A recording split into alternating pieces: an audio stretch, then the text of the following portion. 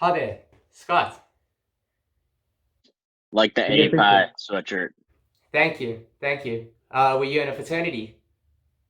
I was in A pie as well. Oh, that's crazy. That's insane. Jewish Uh, fraternity. The Jewish fraternity. yeah, it's actually pretty crazy. So I feel like I've kind of had like the full American experience. I mean, I've done like the American summer camp. I worked at Camp Seneca Lake. I worked at, well, Oh, did you really? yeah, yeah. Yeah, so thank you so much for being here. I'm a huge fan of the show, so it's really great to have somebody from The Daily Show. For the people who don't necessarily know who you are, can you maybe like describe a bit of your role on the show and what's a typical day like for your specific role? Yeah, of course. I mean, obviously now it's way, way different. But in like a normal setting, my name is Scott Hercman. I'm a senior segment producer at the Daily Show. And a large part of what my job is kind of honing in on the material that we're going to be covering that day. So, every day, the first thing I do when I get in is I scour the news and try to collect as many stories as possible of things we may cover on that day's show. And sometimes I'm on a bigger story, like if a new piece of policy comes out and we want to cover everybody's reaction to that, I'll be researching, all the different ways in which we can tackle that story on the show on that day. So once that happens, kind of my day is following just what's on the show. Are we doing anything extra with that material? What kind of jokes are we making? What kind of extra material do we need? Did somebody talk about a similar policy, you know, years prior? Are we going to do a fake ad based on, Trump and Fox News on that given day? And kind of like just following what the show will be. So, as my boss puts it, like we start with this huge piece of cobblestone, and like all day long, we're chipping down at it until we get the show. So you literally like wake up and you have to literally start watching the news as soon as your day starts, and literally up until the point where you guys start filming, that's when pretty much your job stops. That is 100% the case, unless sometimes there'll be like speeches that happen as the show is taping, and that'll be covered on the next day's show. So I would usually have to watch that as well. So sometimes it never ends, but yeah, very excitingly, the first thing I get to do every day is watch the news. So then how does like the live shows work that you guys obviously tape like a lot later during the day? Live shows, every live show is different because it all depends on what kind of material um, the actual live event gives us. So we'll go in with a game plan, but if we're doing a live show right after a debate, if there's so many good moments to make jokes off of, we're throwing out anything we prepared prior to that. I love it. It's like I love sports, so it's the most like I feel like I'm in a professional sports atmosphere. Were you there since like Jon Stewart, or did you only come in during like the Trevor Noah era? I interned for Jon Stewart in whatever year that was. I think 2014.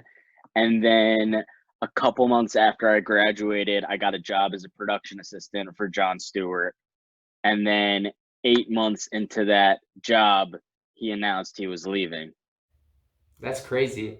Oh, so you were there for that whole thing when that announcement was made. Yeah, and I didn't realize at the time like how much it had affected the office because I was so new. And I remember somebody coming up to me that day and saying, "Hey, like don't worry, I think your job is going to be okay." And that didn't even dawn on me that my job wasn't going to be okay because he was leaving. Like it was also new to me that I was like, "Wait, I might get I might not have a job because of this?" And like seeing the effects it had on like all the people, because people had been there 15 years working for him, and it was so emotional. And for me, like all those things were kind of hitting me because I just started working there.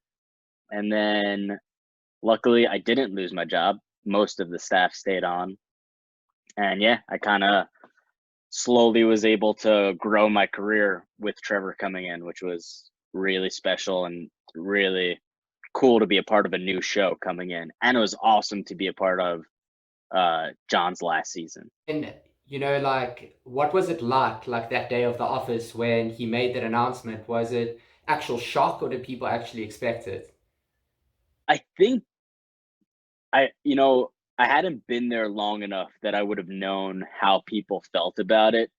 And my role when I first started was, I was just a production assistant. So it wasn't like I was in the know of like being at every meeting and seeing people's attitudes. So I don't know if people expected it, but I don't think anyone was necessarily too shocked. I think it was more just the emotion of, oh, this person who we love is not going to be our boss anymore, and what happens next.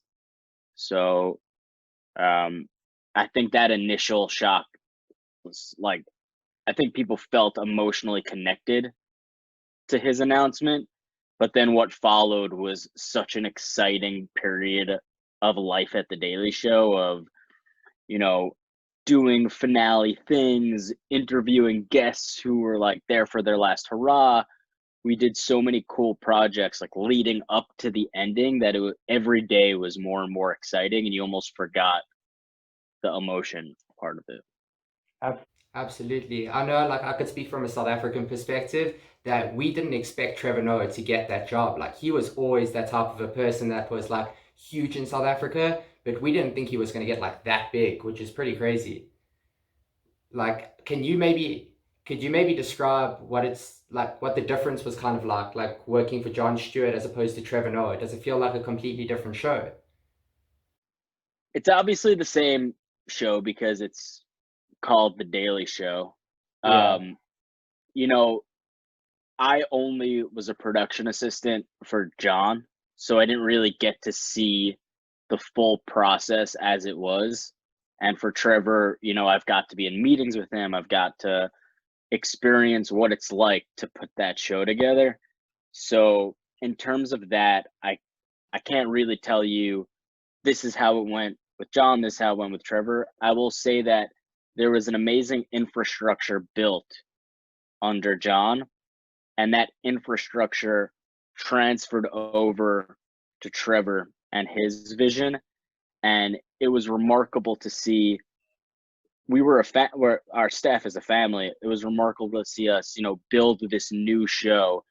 And yes, it's definitely different. I mean, it's a different host, different sense of humor, different sensibilities, different style, different age, different background. All those elements create a different show, but the infrastructure has really stayed the same in the sense that there are so many talented people who are able to help carry out the vision of the host.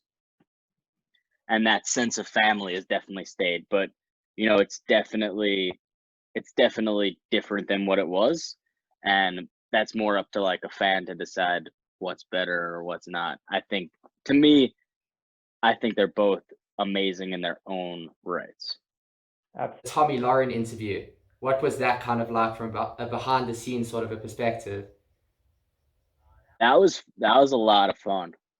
I so I was part of the research team that helped like showcase all of her kind of craziest moments in interviews. So like it almost became like a competition. Who's gonna find a crazier thing she said? And because we first did a piece on like, hey, there's this person who gets millions of views on Facebook who says these things. And then once she was booked for a guest, it really felt like Royal Rumble coming up, like, oh, how's it gonna go down? And it went down pretty much exactly as I think everybody expected it to go down. Um, and it was fun. I mean, Trevor's a great interviewer and great at articulating his points. Um, and yeah, it was fun. Was there like any animosity with regards to like the people in the office, and when she walked in, did she like think to herself, oh, these people are out to get me, or was it more of a thing of just like, oh, this is our guest, and we'll treat her like a regular guest? I didn't interact with her, so I couldn't say exactly, what her mentality was. I think she must have been excited to come on the show. I don't want to speak for her. I think that she would be excited to express her platform. She's clearly in the public eye already, so I don't know if coming on our show is like makes her hesitant, because either way her opinions are out there, that I don't know if she was Absolutely. necessarily like intimidated to tell those to them. What did Do you feel like some of the writers, for instance, like that come from the Jon Stewart era, and some of the writers who are obviously there from the Trevor Noah era, do you feel like there's this sort of a vibe where the older writers feel like, we want to preserve like Jon's legacy, let's not do the specific thing, or is it just a thing now that it's like, this is a completely new show, we understand that this is like a new host and we're going to take it in that direction, and we're not necessarily going to regard maybe, Jon's legacy in that instance? I think everyone definitely respects his legacy.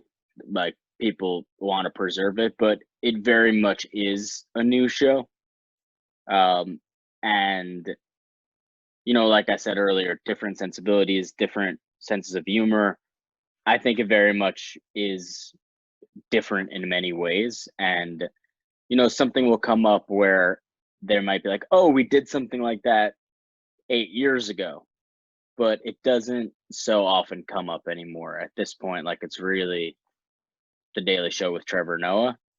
When we go in, I mean, there were a lot of comparisons when we first started for sure, but I feel like those have kind of tailed off, and therefore, like, it doesn't come up as much in the office anymore. absolutely. Has there ever like been an instance on the show? Obviously the show is very politically driven, where somebody in the audience has like gotten up and then they had to like voice their opinion because it like pissed them off so much. Closest thing I can think of is one time the fire alarm went off when Jon was the host, and that shut down the show for a minute, but I haven't heard of anything else like that. And if you had to say like one of your favorite moments on the show while working there, what would you say that is? My favorite moments on the show while working there. Oh, wow. There's so many. I think one thing that definitely comes to mind is this is when I first started being a segment producer there. I'd found this story out of New Jersey that this street that was called Dick Street was trying to change its name because it was confusing ambulance drivers, because like Dick Street turned into a different street. So they were trying to change the name of the street. And I found this story on the news, and they interviewed a guy who had a falcon on his arm while he was talking about not wanting to change the street name. And this story ended up becoming like an entire act of the show. We sent somebody to New Jersey to interview people about it. We like blew it out as much as possible, and it was one of my first major headlines on the show.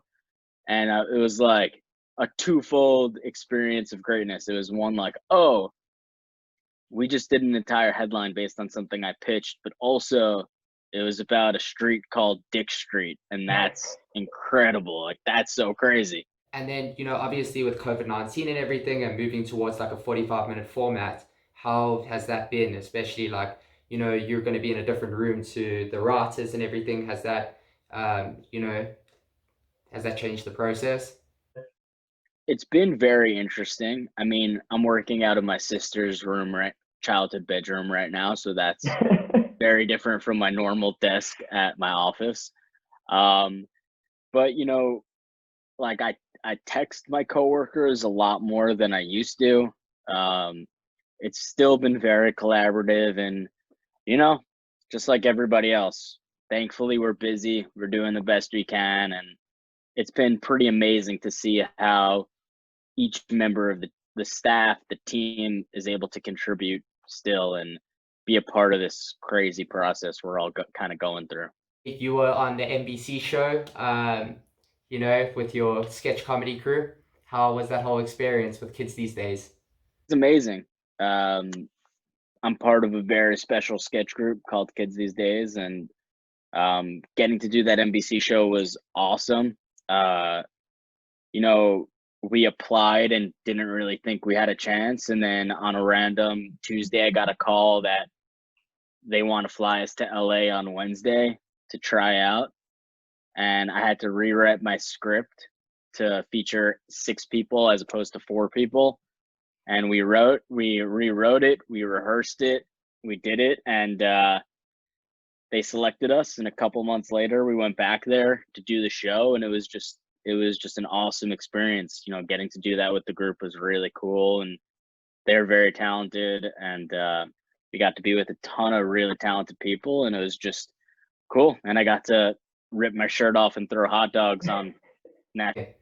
Well, anyways, thank you so much for being here. I really appreciate it. Much for having me. This was fun. Yeah. Kids these days, watch The Daily Show, Showcase Night with me and Adrian Frimpong. You know,